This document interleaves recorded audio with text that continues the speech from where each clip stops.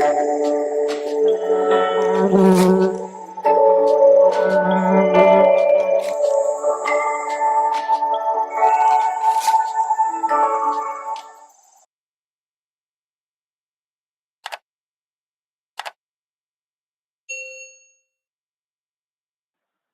before we get started, we'd love to share our rap song introduction video, and we hope you enjoy.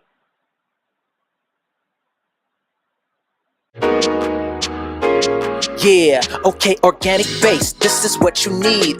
Take you to the future, live a life that can be disease free. All these toxins are taxing on our bodies, no doubt. All these GMOs and these processed foods we can live without. Yeah, wanna see you live a long time. Contaminants in our water and our food supply.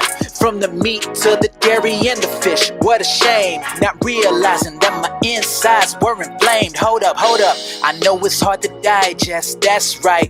I found an organic plant-based website. I even got the app, yo, this is where it's at. Promoting a healthy life, it's time to put it on the map.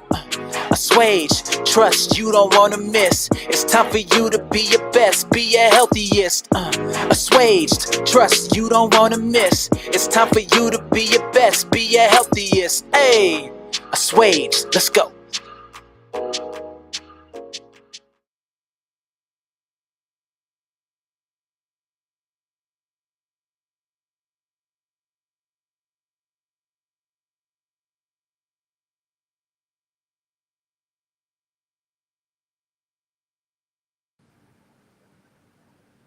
Welcome, everybody, to another live discussion with Assuaged, and we want to thank all of our students for putting this presentation together and joining us today to discuss this as well. So today we're going to be talking about insomnia and the most common sleep disorder, signs, symptoms, and how you can break away from it. We'd like to thank all of our speakers for today, myself, Jennifer Dumnich, Aisha Rahman, Bethany Smith, Catherine Abar, and Cynthia Murphy. And for slide contributors this week, Aisha Rahman, Kimberly Scott, Bethany Smith, and Jacqueline Dygert. So our discussion topics today are going to be what is a sleep disorder, and it's going to be defined as a sleep disorder, phases of sleep, and some statistics. We're also going to talk about insomnia. We're going to define insomnia, the symptoms of insomnia, the causes and risks, and diagnosis. We're also going to talk about treatment, prevention, and tips, treatment planning, strategies and tips for better sleep, as well as preventative measures. And then we're going to close it with a couple of questions, and we're going to open it up to the floor for discussion. All right, so what is a sleep disorder? A sleep disorder is a condition that causes changes in the way that you sleep. These changes are both quality and quantity of sleep and have effects on your overall health, your safety, and your quality of life. We can group the sleep disorders together based on the way that they affect you or why it is affecting you. These groups can either be behavioral, problems with natural sleep, wake cycles, breathing problems, or difficulty sleeping. Your sleep-wake cycle is also known as the 24-hour daily sleep pattern, which consists mostly of 16 hours of daytime wakefulness and 8 hours of nighttime sleep, which is controlled by our circadian rhythms. These circadian rhythms are also controlled by the body's internal master clock and controls many bodily functions throughout our 24 hours a day, such as the release of hormones, changes in body temperature, and our wake-sleep cycles. Phases of sleep. So we have two phases of sleep. We have your REM and your NREM. REM is your rapid eye movement, and NREM is your non-REM sleep, and these will cycle throughout the night. REM cycle is the cycle of sleep that is associated with the sympathetic nervous system, which is also known as your fight or flight. During REM, there will be an increase in body temperature, blood pressure, and heart rate. REM is essential to regulate your emotions. Non-REM sleep cycle is typically longer and controlled by the parasympathetic nervous system. During this phase, there's a decrease in body temperature, a decrease in blood pressure, and a decrease in heart rate. Non-REM is very important for the body to be able to recover and repair, consolidates memories, regulates our metabolism, and aids in brain regeneration. Non-REM also repairs and regenerates tissues, builds bone and muscle, as well as strengthening the immune system. A few statistics here. According to the Sleep Foundation, there are 50 million to 70 million people in the United States that have chronic sleep disorders. More than 1/3 of US adults are getting less than 7 hours of sleep. Short sleep, which is known as less than 7 hours, is 10.7% more common among Black adults. 51.2% of short sleepers say that other family members also experience sleep disorders. We spend approximately 2 hours per night dreaming, and a normal and healthy sleep cycle should include 4 to 6 sleep cycles. REM in healthy adults is roughly 20 to 25% of our total sleep. Some of the major sleep disorders, according to the CDC, is sleep apnea. Sleep apnea is a serious sleep condition in which the breathing repeatedly stops and starts due to lack of sufficient air supply to the brain and the rest of the body. Common symptoms include snoring and gasping during sleep. Treatment includes medicine and a CPAP. Restless leg syndrome is a neurological disease characterized by an uncomfortable sensation in the lower legs associated with aches and pains. It can cause difficulty falling asleep and can interfere with daily activities. Treatments include medicine. There's also narcolepsy disorder, which is a sleep disorder that causes excessive daytime sleepiness and interferes with daily life. It is triggered by strong emotions or surprise. It is an incurable lifelong disease, and treatments include medicine and behavioral changes. Okay, hi, my name is Catherine. So I'm going to talk a little bit about what is insomnia. Okay, so insomnia is a common sleep disorder that can make it hard to fall asleep, hard to stay asleep, or cause you to wake up too early and not to be able to get back to sleep. This is according to the National Sleep Disorder. Okay, so I'm going to go over the acute versus chronic insomnia. The acute is a short-term insomnia that may be caused by stress or changes in one's schedule or environment. It can also happen a few days a week, not all the time. The chronic, which is the long-term, is also occur 3 or more nights a week, lasts more than 3 months, and cannot be fully explained by another health problem. The short-term insomnia can be persistent and become chronic insomnia, and can affect both children and adults, more common in women. Long-term insomnia is a history of difficulty sleeping, recurring with months-long episode that can happen constantly, occurs in people of all ages, and is higher prevalence in women.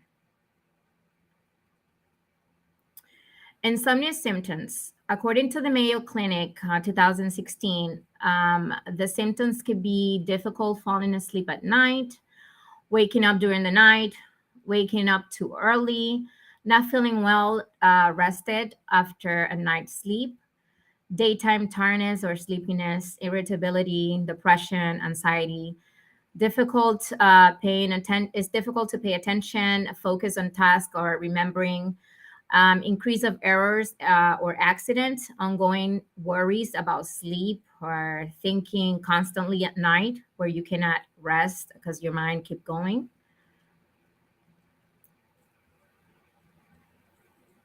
And also stress, travel or work schedule, poor sleep habits, eating too much late at night, medical condition like mental health disorder, sleep related disorder, certain medication, caffeine, nicotine, alcohol. Those are causes insomnia.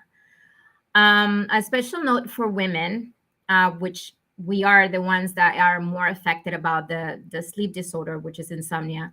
The lifetime risk is 40% higher if assigned female at birth. And the reason why is because unique hormonal changes, which is estrogen and progesterone, raise and fall during menstruation. Up to 90% of women report physical or emotional changes. Also, PMS, which is premenstrual syndrome. Women diagnosed with PMS are twice likely to experience insomnia. PMDD, which is premenstrual dysphoric syndrome. There's more severe from PMS. 70% of women with this condition report insomnia. The perimenopause and menopause, which where I'm at right now, this is when estrogen's level begin to drop midlife. Up to 60% of women report insomnia symptoms during this time. It's usually hard to sleep, the sweats, the hot flashes, or you're cold, hot. So it's just make you wake up constantly at night.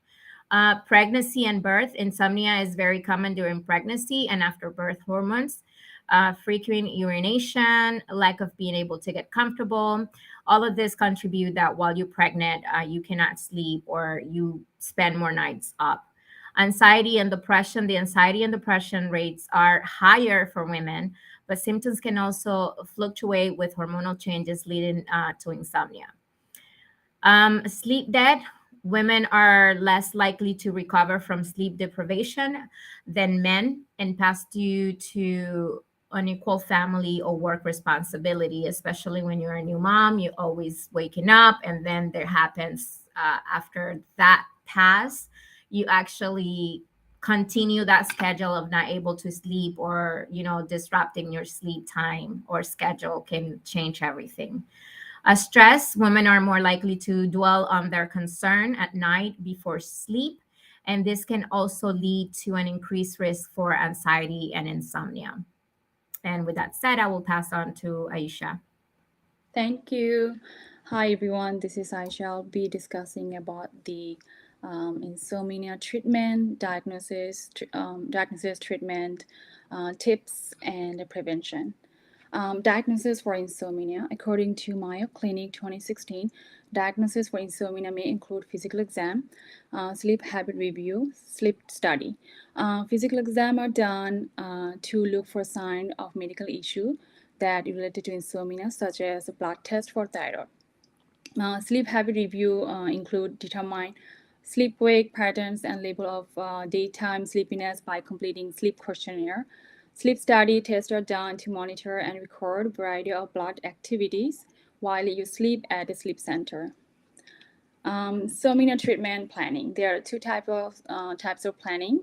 Type 1 include non-medical for acute insomnia, which are cognitive behavior therapy that used to eliminate negative thoughts and actions that interrupt sleep. Second, good sleeping habit or psychotherapy, which discuss mental health issues that interrupt sleep. Type 2 are medication for chronic insomnia. The medication include benzo, melatonin, doxepin, and Z-drugs, which is new in the market.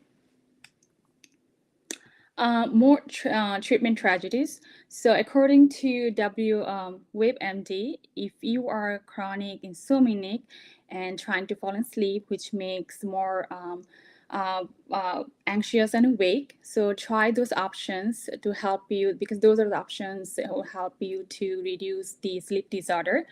First, mindfulness meditations focus on inhaling and exhaling, breathing deeply in a quiet area for 3 to 5 minutes before bed. Healthy diet, consumption of food rich in magnesium, such leafy greens, seeds, beans, whole grains, bananas, and yogurt. Exercise must done at least 30 minutes a day, 5 times a week. Sleep hygiene includes hot baths with the Epsom salt before going to bed.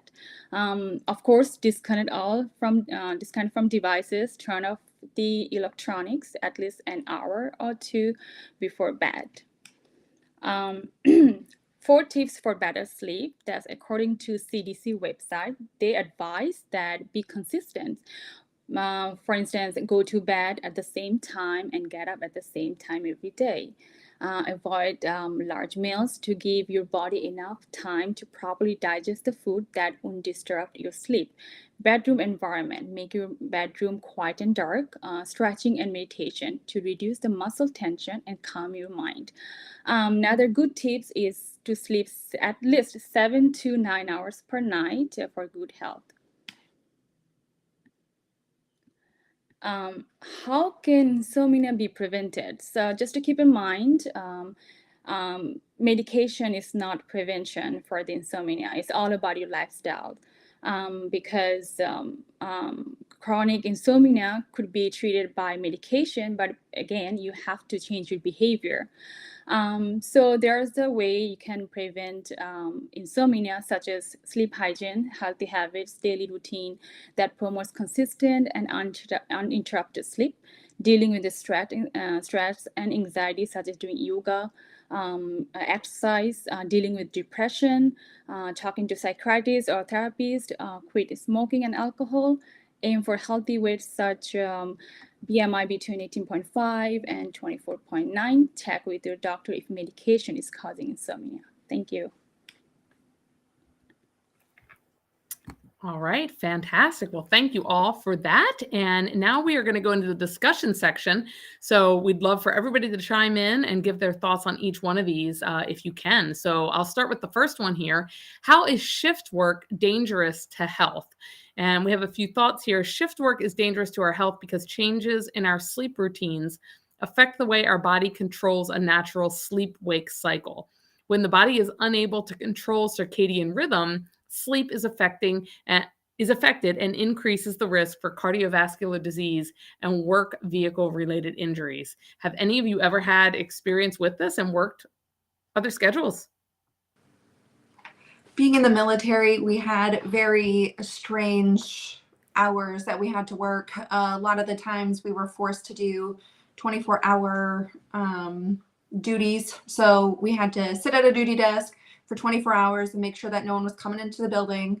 So when you're up for 24 hours, you start to get really tired towards the end of your shift, which is normally around 9 a.m. when they switch over. And then you get home and you're all wound up and you can't get to sleep. So then you still don't sleep after being awake for more than 24 hours. And then going to sleep at night is almost impossible. Yeah. So if you worked a 24-hour shift like that, then how long would you get off to recover from that before you had to do another one? That day. So I'd get off work at 9 a.m. and that was my recovery from 9 till the next day. So then I'd go home and try to sleep, but it usually didn't work. I would hop in the bath and try to relax myself, but it always messed up everything. My husband's completely different. He can come home from his shift and pass out wherever he likes to, and he'll sleep until I wake him up for dinner and tell him he needs to eat. So wow. That's interesting. And your schedule is not like that now? No, thankfully. Okay. Have you been able to adjust back to a normal, healthy sleep schedule, or are you still affected by it? I've always had insomnia issues, and I unfortunately have to take medication for it. I sleep so little that it's destroying my brain. So I suffer from chronic migraines and chronic insomnia. And I have white matter lesions on my brain. So I'm a very high stroke risk because my brain's not repairing itself at night like it's supposed to be. Wow. And they've linked that back to lack of sleep. Lack of sleep and headaches. Wow. That is unbelievable. Well, I hope you find some resolution to that. Now that you're saying that, it's kind of scary to me because I've been going through this for a long time. And I'm 48, so it's just, I will say, oh, it's probably because I'm like menopause and this and that, but it's been going on for a while. And I notice how it's affecting me in a lot of ways, including with my anxiety and all this stuff. But there is no medication actually that had helped for me to fall asleep. And now that you're saying this is very interesting, and I'm going to look into it because maybe that's what's happening to me and I don't even know it. Yeah, it sounds like it's a pretty critical thing to figure out. I've, certainly had times in my life where I haven't slept well just because of stress related Yeah, things, but I've never had long-term periods like that and known that it would result in those types of things. pretty Sounds like there scary. needs to be a lot more study done on it Yes. so that they can give people like you answers.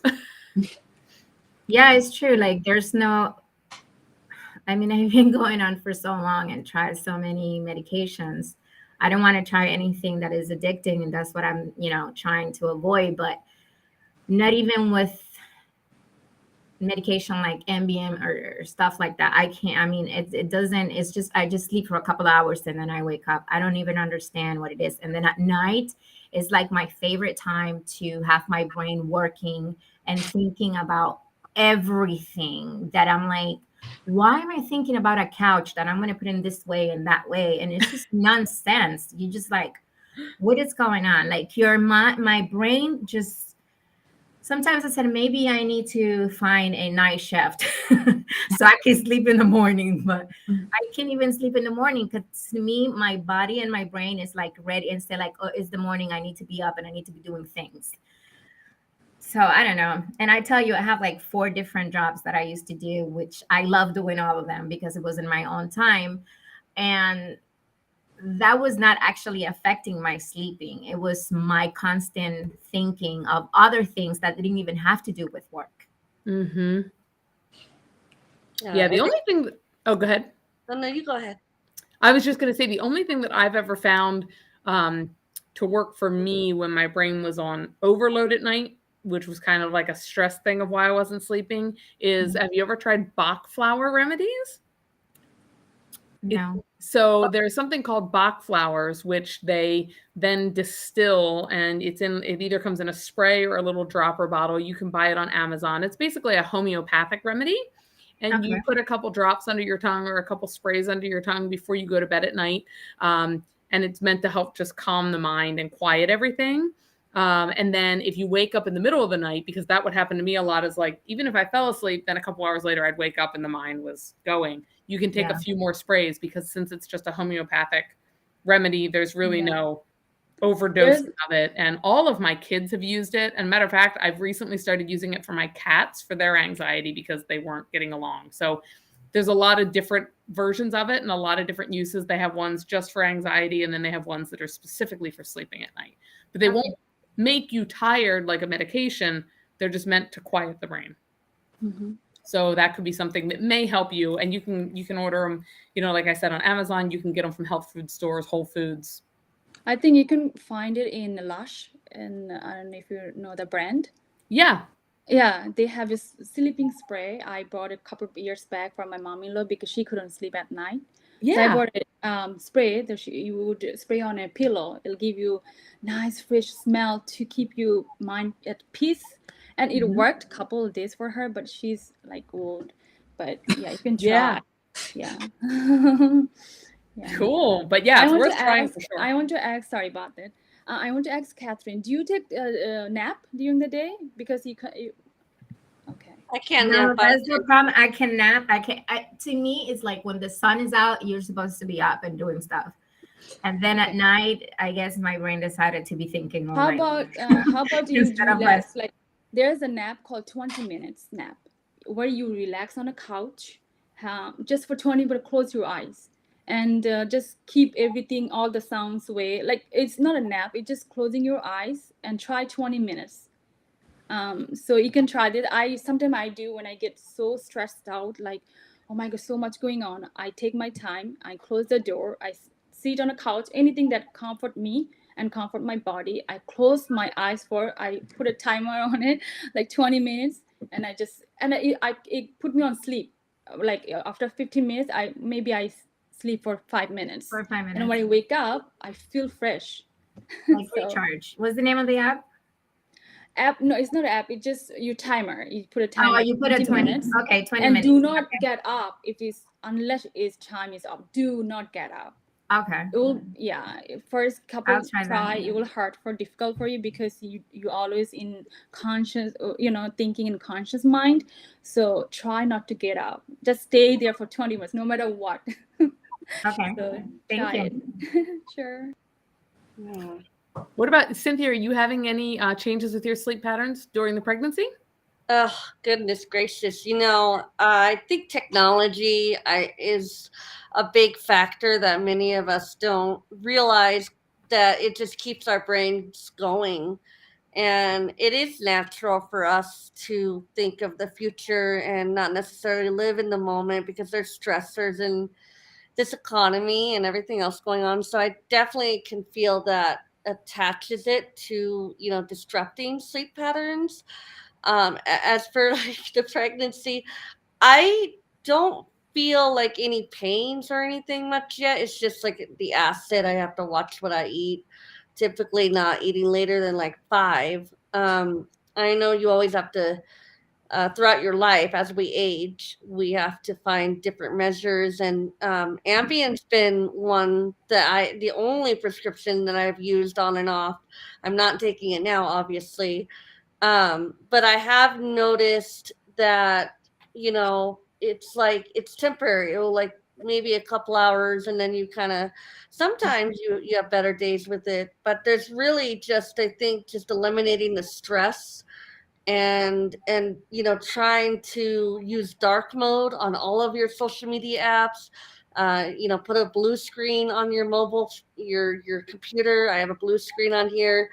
Try to dampen down the light on your eyes, because then you're overworking your neurological system from just being so hyperactive in looking at a screen. And it's just bad on the eyes. So I think that definitely plays into that. So hopefully that answered your question. Yeah, for sure.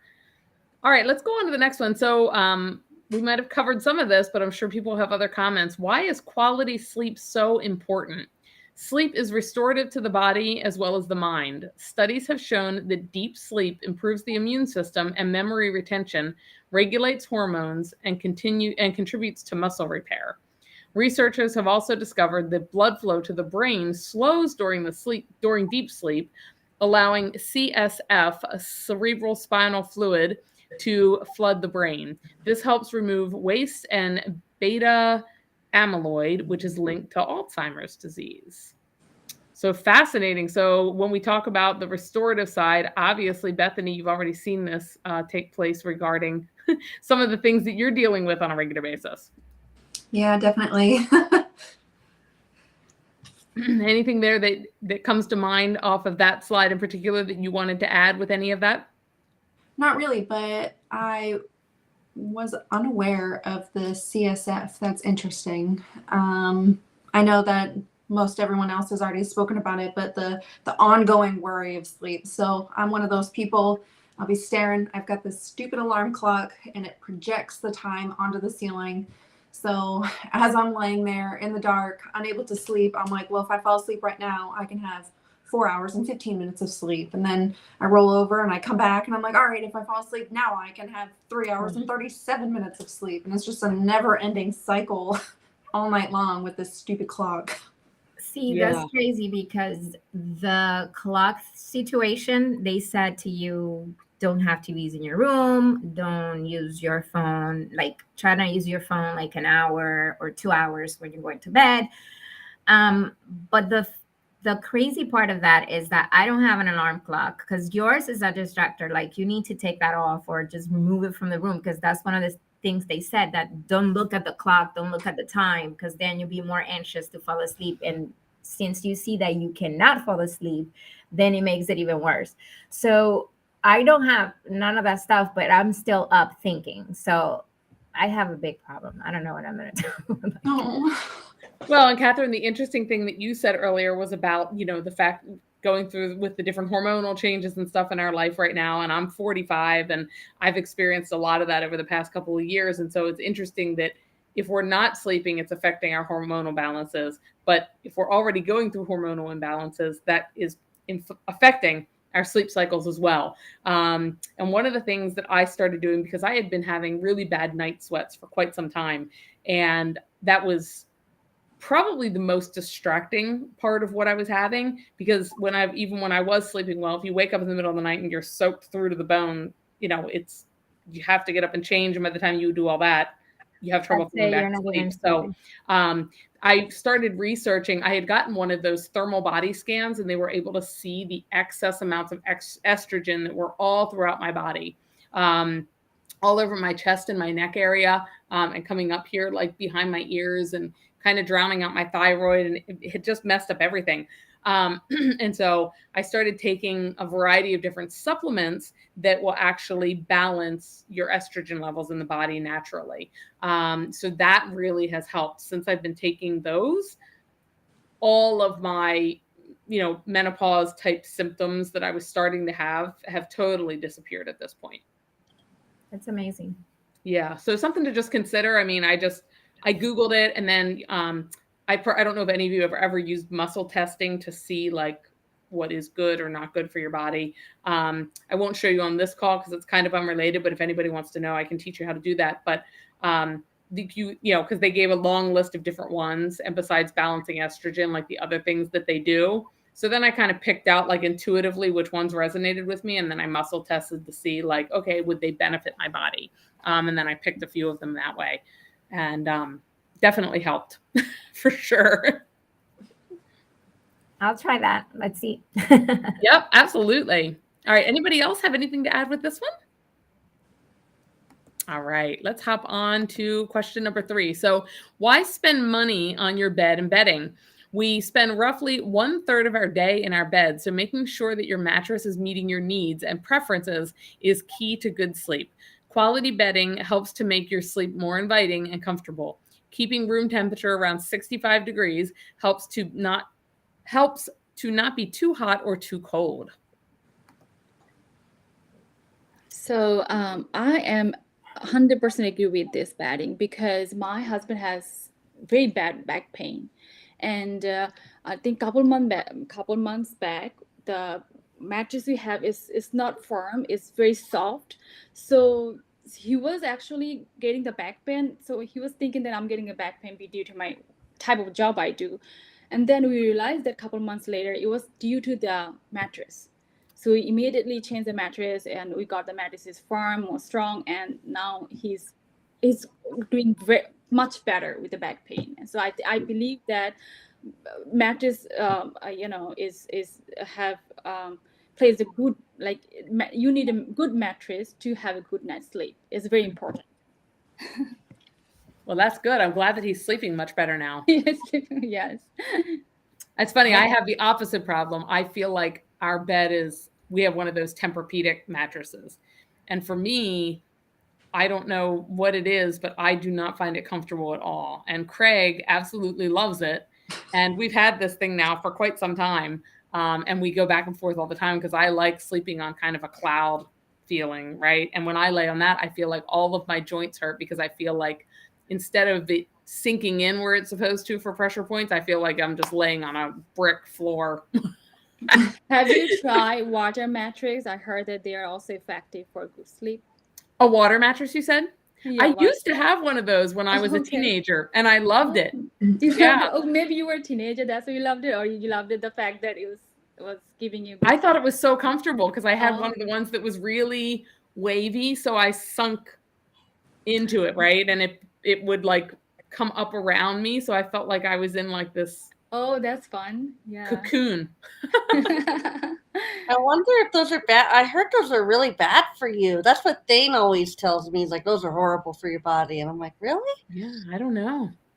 I mean, back then, I don't think anybody knew anything about anything. Yeah, back then it was famous. Now people are more educated about the mattress. Oh, and Andrea has a comment. She says, purple mattress for the win. My husband likes firm and I like soft, and we both love our purple mattress. Good to know. Now, is that the purple mattress? Is that the one that comes like all rolled up in the box and you?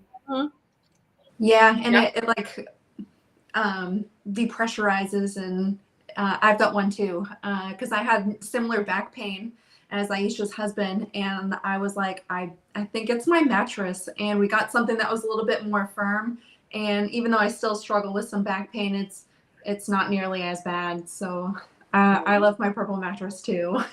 I actually think there's a store around us that sells those. I'll have to go check it out. When I got mine, I think it was only like $300 as well. So it was like a really good deal. Yeah. And it's one of the better beds that I've ever slept in. That's amazing. See, we got our Tempur-Pedic, I think back in like 2009, and they were really expensive back then. And I think that's one of our things is I'm like, we paid so much for this thing. I don't want to get rid of it, but yet I hate it, right? The things we justify in our head, like, okay, who cares if I sleep well? We paid money for it. I used to make fun of a friend of mine because she used to spend $3,000, $4,000 on a mattress, and I'd be like, "What are you doing? Like, just sleep." And why did you spending that much money?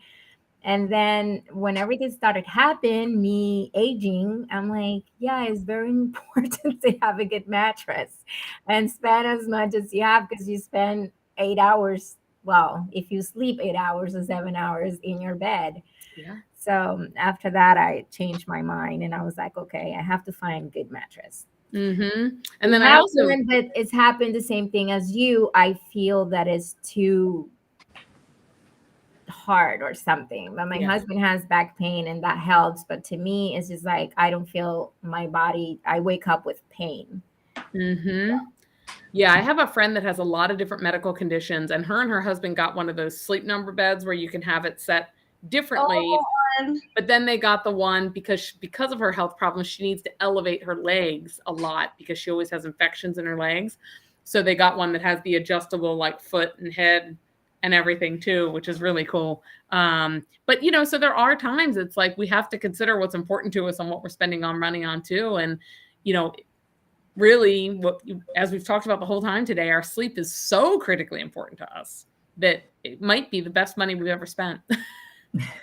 Andre said, my grandma always told me to make sure that the things that separate you from the ground are high quality: tires, shoes, and mattresses. I love that. That is so true. I agree. Yep. And because, you think about, even we're talking about how important it is what the material is that we're sleeping on and how it supports us. And we have to think about the same thing when it comes to our shoes, right? Because if they're not supporting us properly, and if we're walking imbalanced or something like that, that will get our hips out of alignment. And then over time, all the muscles will realign themselves and we'll just get more and more out of balance as we go. So it's so critical to pay attention to all of that. Yes. Yep. That she says, that's another thing about back pain. Look at your shoes. Absolutely. Absolutely. Awesome. All right, guys, last question here. Can napping during the day contribute to insomnia? Researchers are still discovering the pros and cons of napping. However, there is a general consensus for adults about the best time to nap and how long to avoid sleep disruptions at night. The best time to nap is at least 8 hours before bedtime. Typically, for someone with a standard daily schedule, this would be between 8 and 4 p.m. Keep it short. Take a nap of around 30 minutes is best. Longer naps can interfere with sleep, wake cycles at night, and develop into a sleep disorder. Are any of you nappers? I couldn't nap if my life depended on it. I went to the chiropractor and he's like, I can get you to sleep. I've got this acupuncture that we're going to do. We're going to put some little essential oils over here. We're going to play some nice white music. He's like, I'm going to give you 30 minutes. I'm going to come back and you're going to have a nice little nap. And I stayed there the entire time with my eyes open, just thinking. I was like, oh my gosh, he said 30 minutes. I bet it's still like 26 minutes left before he comes back and finds me in here still awake. That's funny. It was the longest 30 minutes of my life. Yeah, like I tried that before. And also, how they're doing, you're having a facial and usually people like relax so much that they fall asleep. And I had I had a friend of mine that, I used to go all the time with her to do my facial. And she was like, don't you sleep like sometime, like something like what I'm doing? Why you keep talking? You cannot talk with all this mask on. You have to stop. I'm sorry. I just can't relax for some reason. That's funny. See, my experience at acupuncture is totally different because as soon as they put the needles in, I fall asleep. And then they come back after the 20, 30 minutes and I'm like, seriously, my nap's over? Like, can I stay here longer? I wish I could do that, but I try all that. And I'm like, Bethany, I'm up. And they're looking at me like, I'm sorry, it doesn't work. The anomalies. In hygiene school, we had 4-hour appointments. So it was pretty much our retirees that would come in and sit with us for 4 hours. And we had patients that would just fall asleep and like saw logs and snore so loudly for 4 straight hours. And I'm like,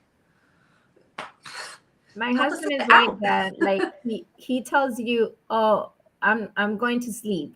Like we're in the bed and we're watching something, and he's like, "Oh, I'm gonna fall asleep."